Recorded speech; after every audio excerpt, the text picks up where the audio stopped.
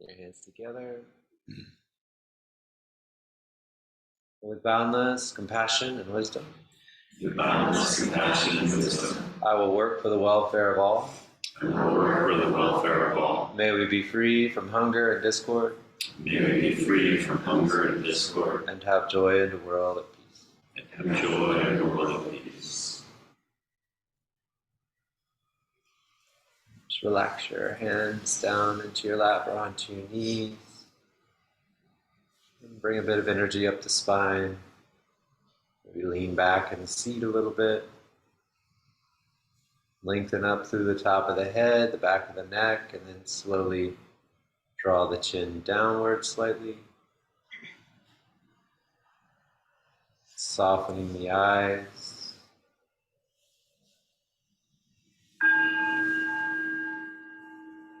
Gaze can be just down beyond the tip of the nose, even if the eyes are closed.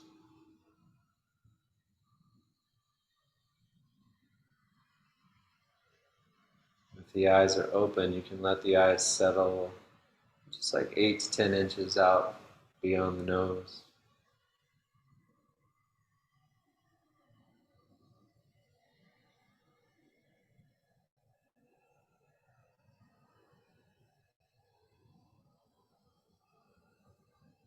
Taking a little time to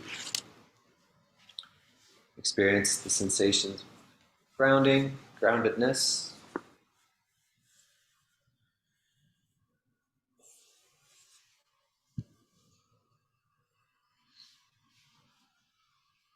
Checking in, what's going on in your body.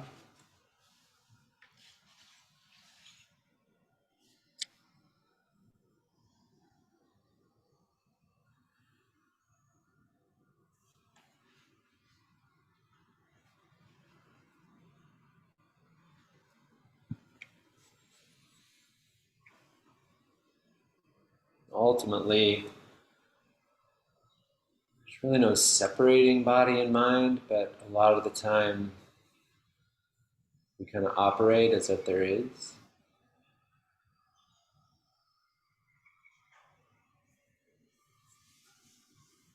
A little bit detached, dwelling in the headspace, the upper part of the body, above the neck, where ruminating seems to happen.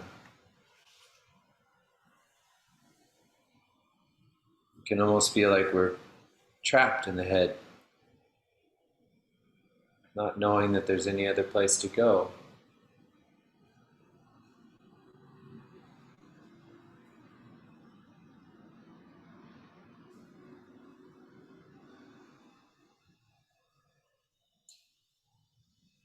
And when that happens, it can kind of feel as if everything below the neck, including the heart, is sort of numbed out.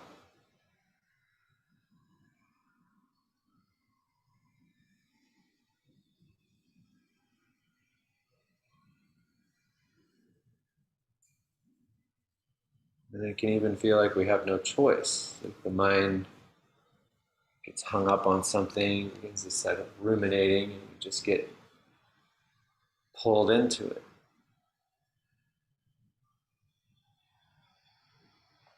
But with practice, we can begin to sort of intentionally disrupt that somewhat automatic mode.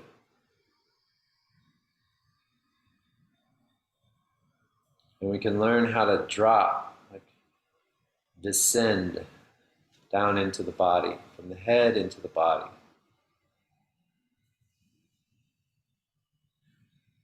So as you do this, you can begin to discovering sort of the richness of the body in the body.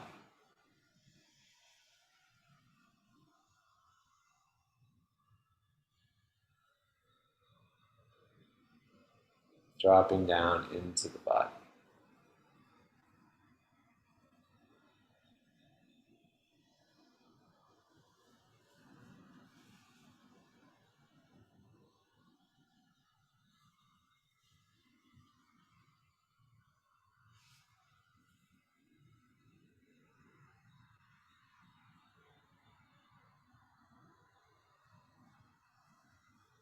So you can choose to make the body your object. You can choose to turn inward.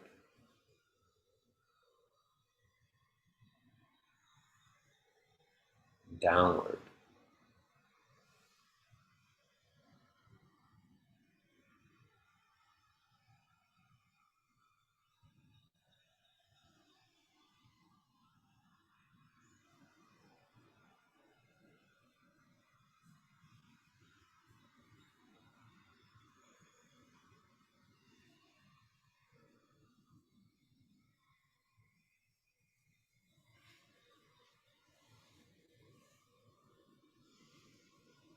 It can still, though, be a sort of slight removal from the body. Like there's you as the observer paying attention to your body, the object of observation. And we can learn to go deeper than that. We can learn to saturate the body.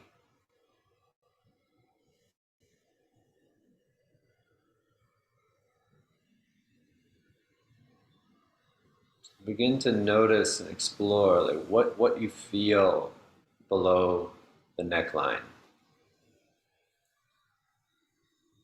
Might be the feeling of your seat on the floor, your feet, legs. Might be the cool tingling of hair, the air on your arms.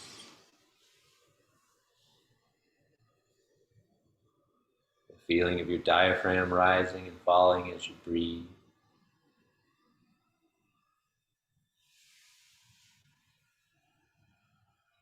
There might be an ache in your body, some other sensation.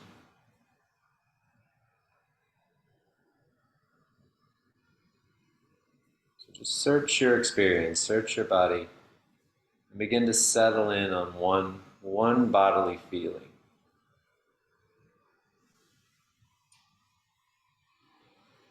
And if your eyes are open, maybe go ahead and close the eyes and try and let the feeling draw you down into that experience, that specific experience.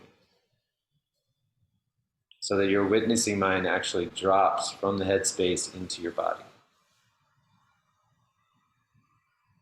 Down to the place where you're feeling it most vividly, vibrantly, and surrounding it with your attention.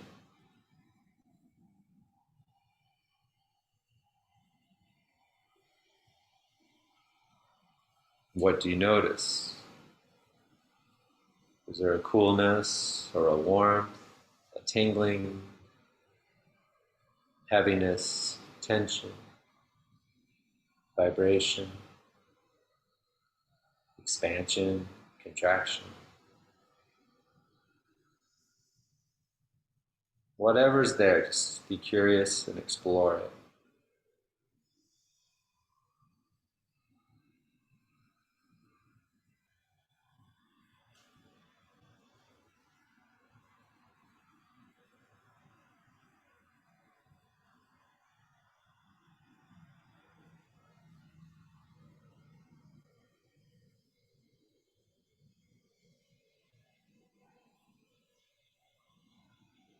And at some point, you can encourage your attention to let go and just dissolve into the feeling so that your mind saturating the feeling, as if your mind were water and the feeling was a sponge.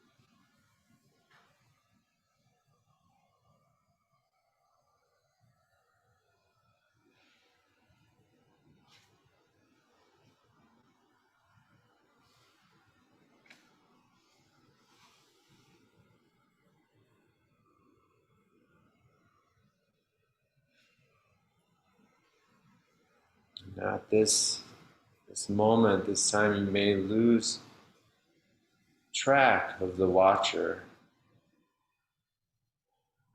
so that there's no longer like a separate feeling of me, but just pure sensation.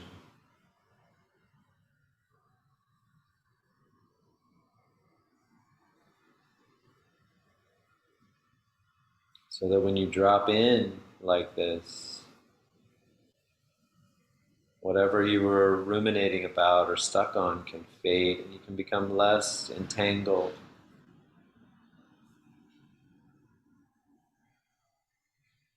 with the thoughts.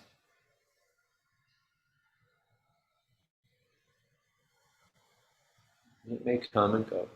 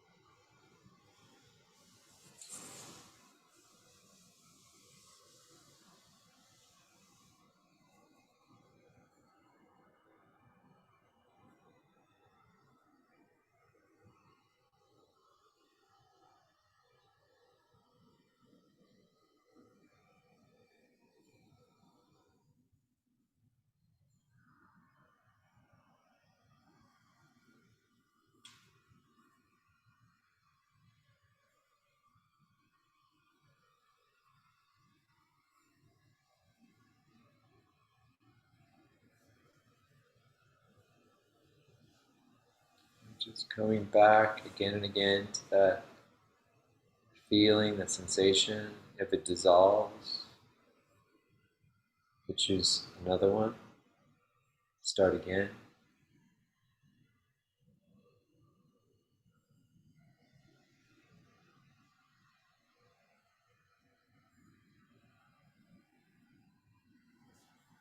Exploring the body in the body.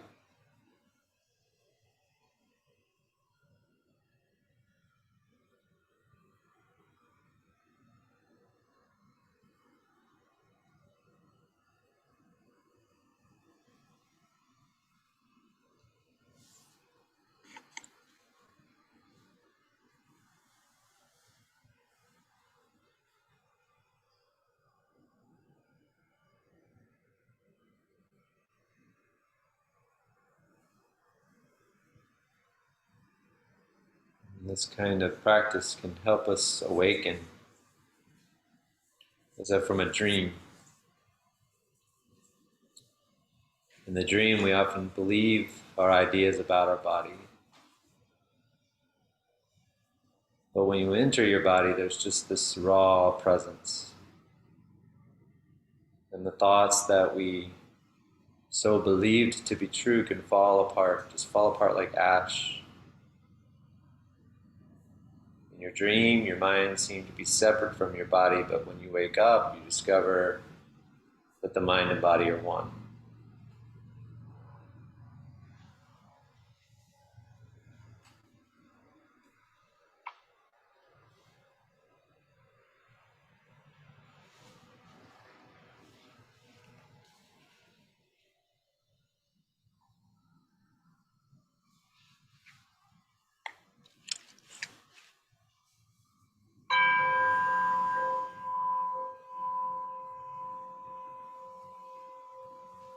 Begin to deepen your breath.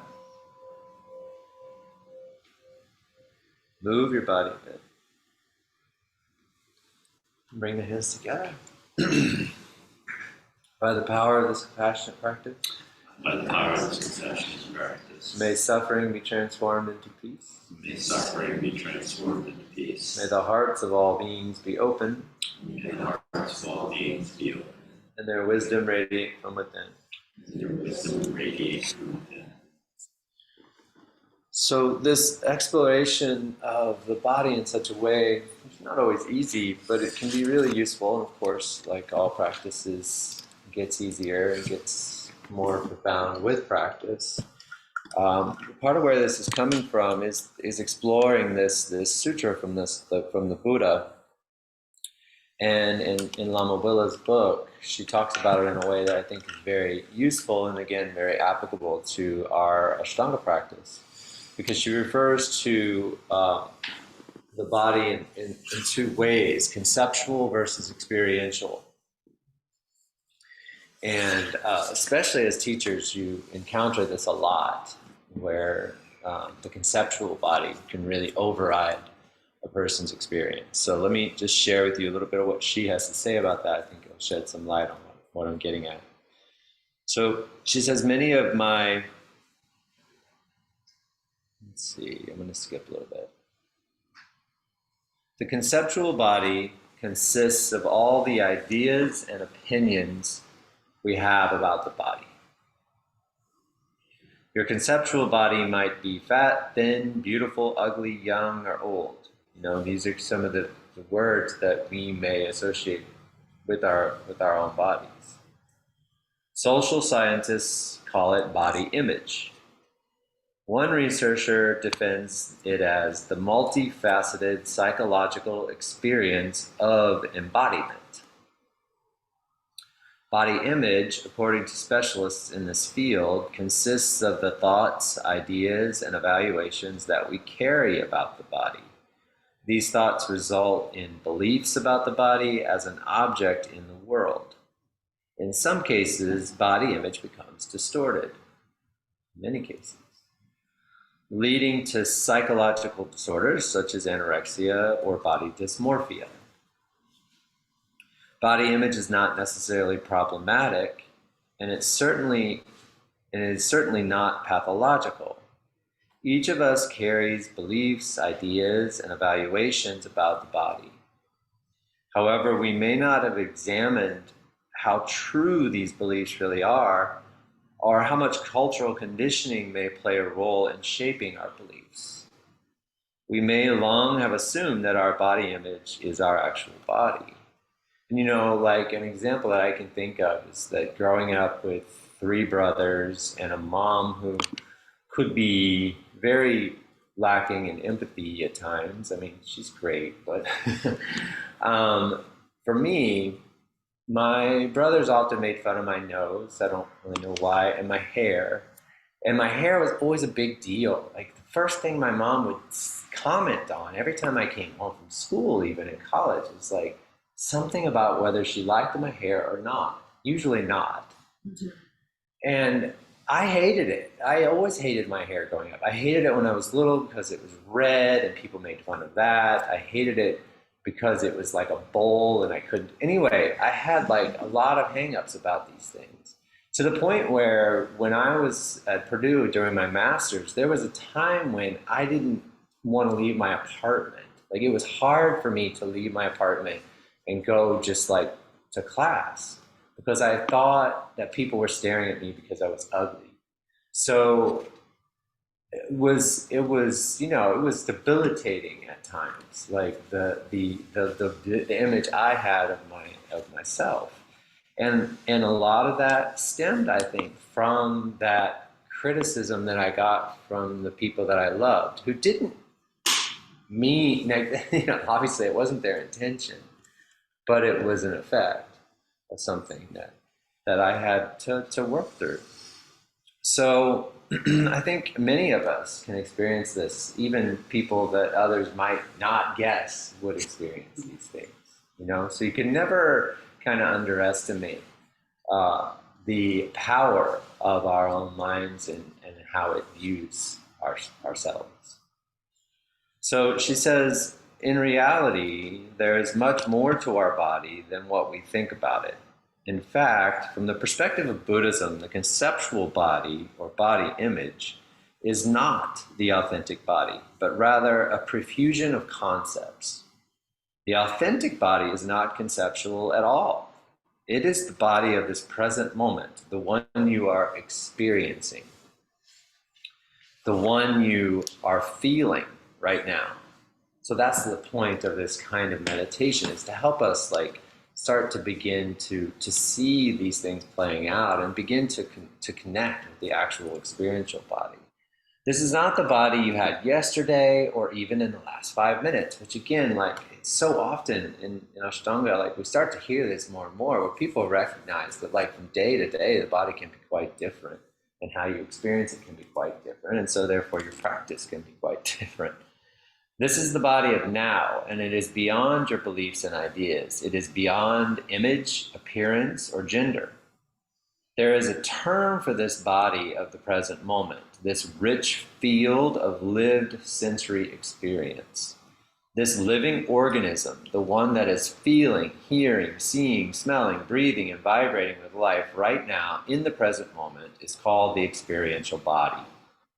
This is the body you experience rather than one that you think about. Did you hear that?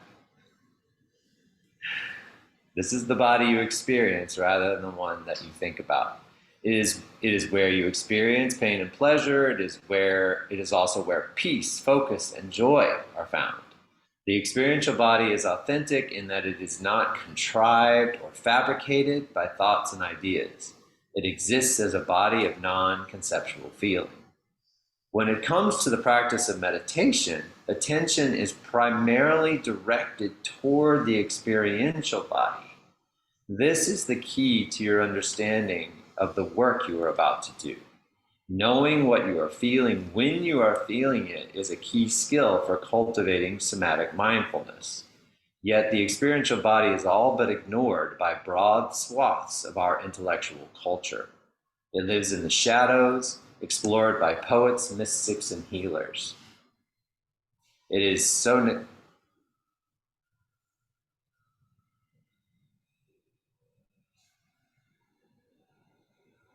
neglected that if you begin to pay attention to it now, you may have difficulty distinguishing it from the conceptual body, the one you have related to for so long as your real body. Okay. All right, everybody, thank you. Let's practice. Welcome.